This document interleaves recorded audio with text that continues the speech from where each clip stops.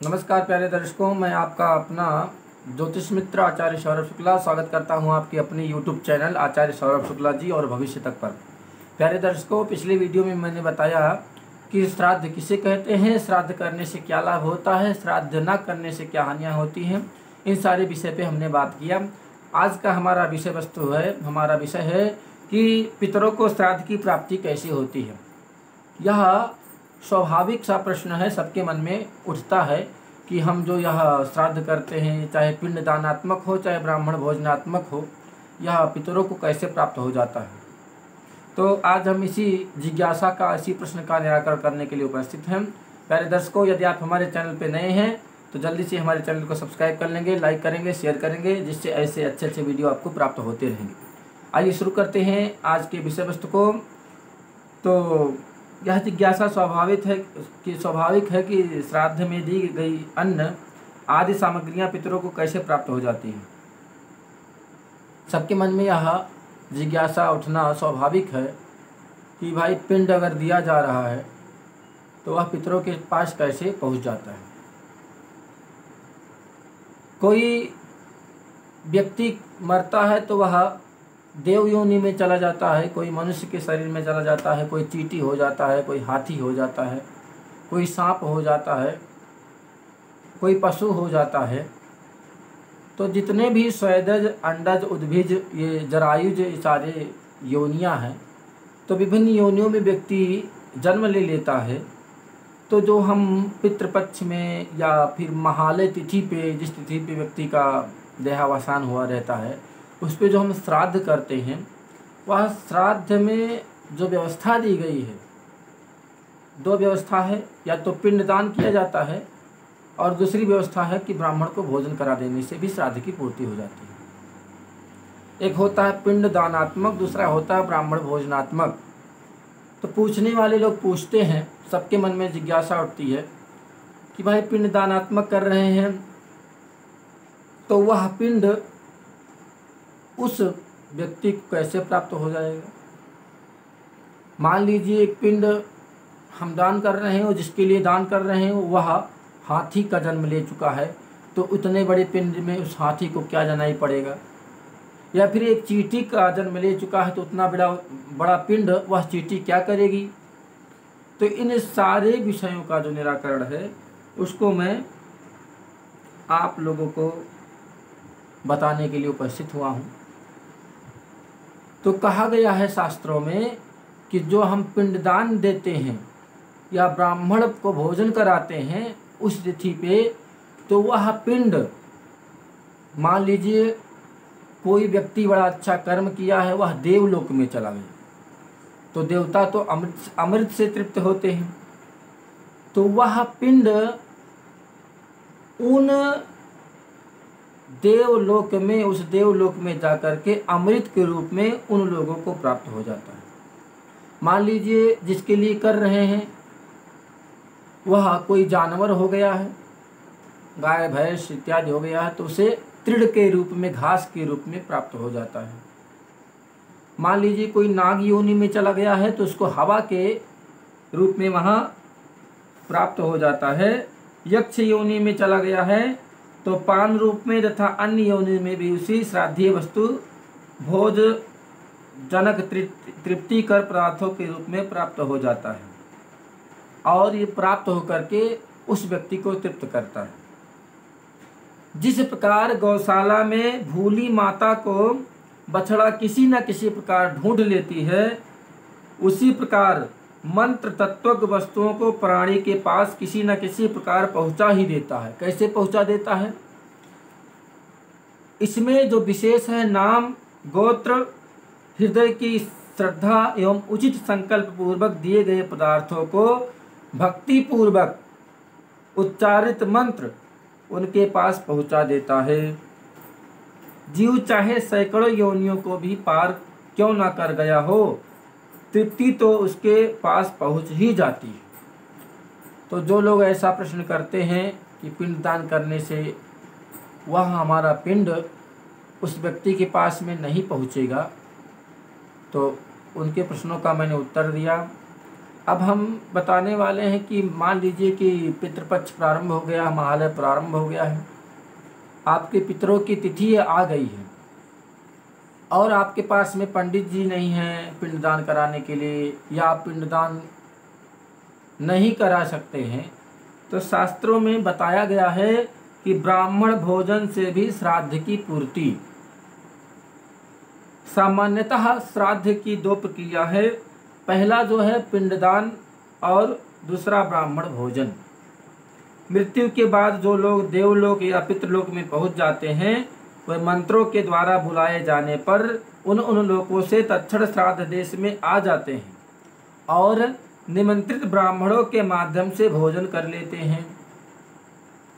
सूक्ष्मग्राही होने से भोजन के सूक्ष्म कणों के आघ्राण से उनका भोजन हो जाता है। आघ्राण मतलब सूंघने से उनका भोजन हो जाता है, क्योंकि वो सूक्ष्म रूप में होते हैं, वह तृप्त हो जाते हैं। वेद ने बताया है कि ब्राह्मणों को भोजन कराने से वह पितरों को प्राप्त हो जाता है। अथर्ववेद में लिखा गया है कि इममोदनम निदधे ब्राह्मणेषु विष्टारिणम लोकजितम स्वर्गम।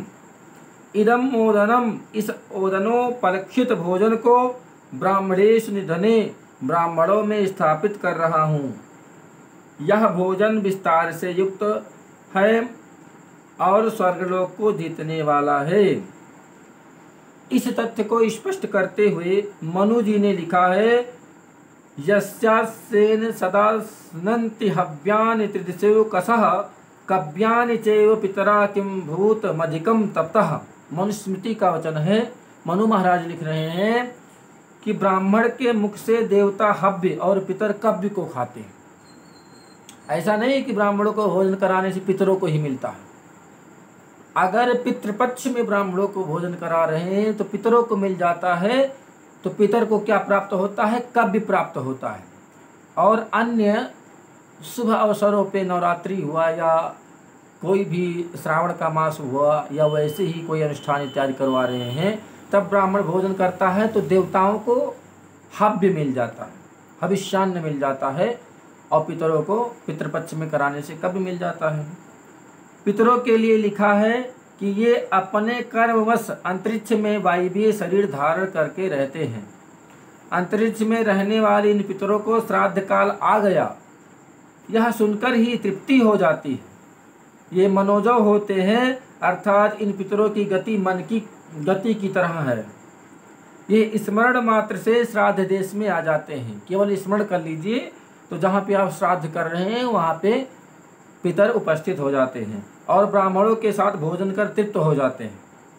इनको सब लोग इसलिए नहीं देख पाते हैं कि इनका शरीर वायवीय होता है, वायु से बना हुआ होता है, वायवीय शरीर होता है। इस विषय में मनुस्मृति में भी कहा गया है कि श्राद्ध के निमित्तिक ब्राह्मणों में पितर गुप्त रूप से निवास करते हैं। प्राण वायु की भांति उनके चलते समय चलते हैं और बैठते समय बैठते हैं। श्राद्ध काल में निमंत्रित ब्राह्मणों के साथ ही प्राण रूप में या वायु रूप में पितर आते हैं और उन ब्राह्मणों के साथ ही बैठकर भोजन करते हैं। मृत्यु के पश्चात पितर सूक्ष्म शरीरधारी होते हैं, इसीलिए उनको कोई देख नहीं पाता। शतपथ ब्राह्मण में भी कहा गया है कि तिर्युवे पितरो मनुष्येभ्यः, अर्थात सूक्ष्मधारी होने के कारण पितर मनुष्यों से छिपे हुए से होते हैं।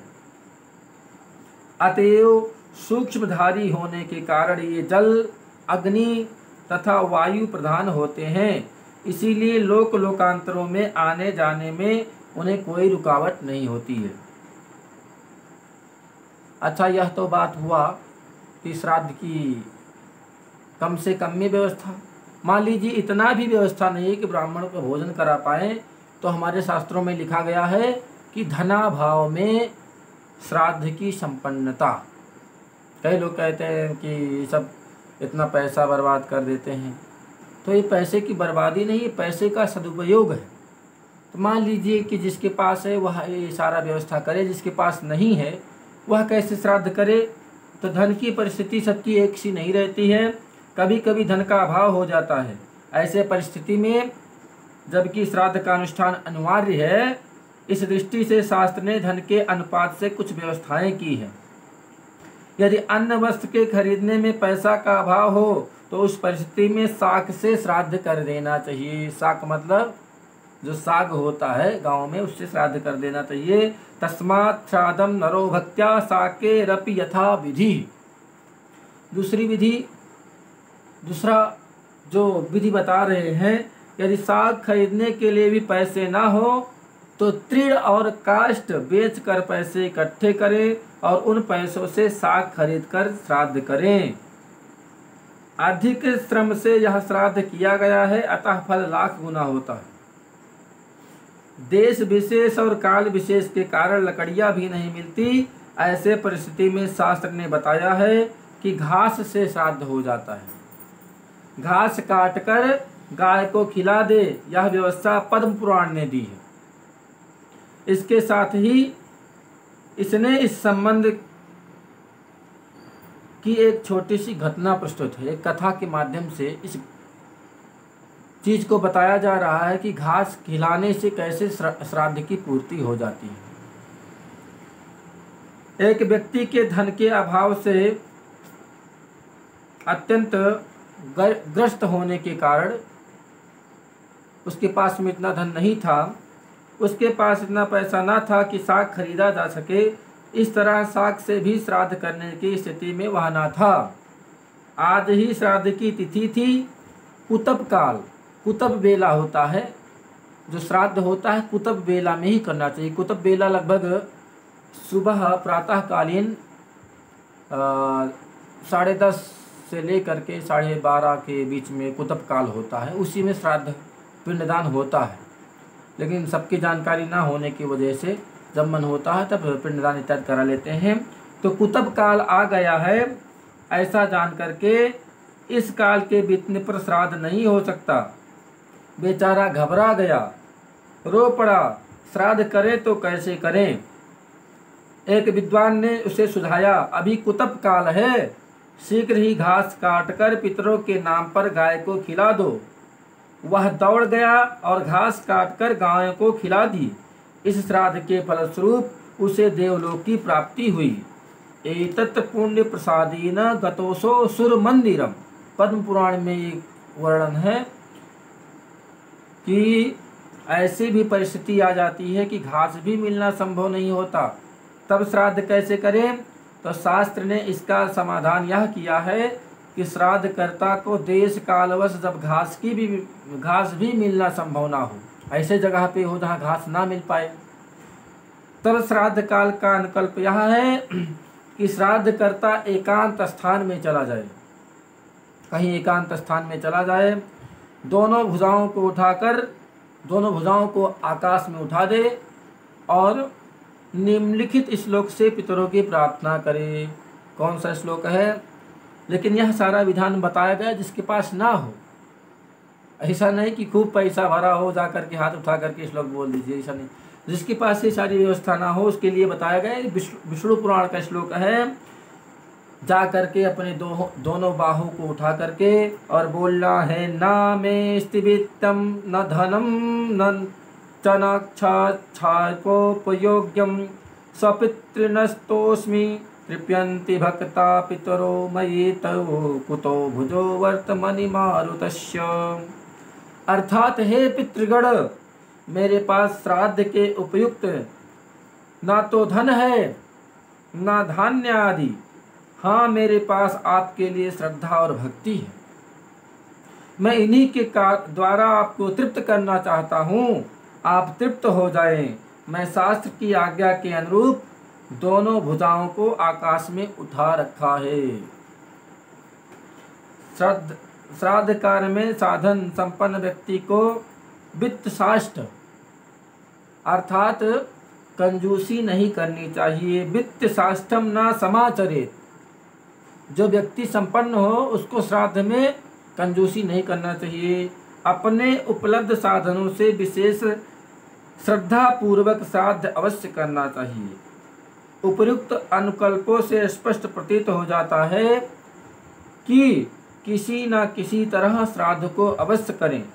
शास्त्र ने तो स्पष्ट शब्दों में श्राद्ध का विधान दिया है और न करने का निषेध भी किया है।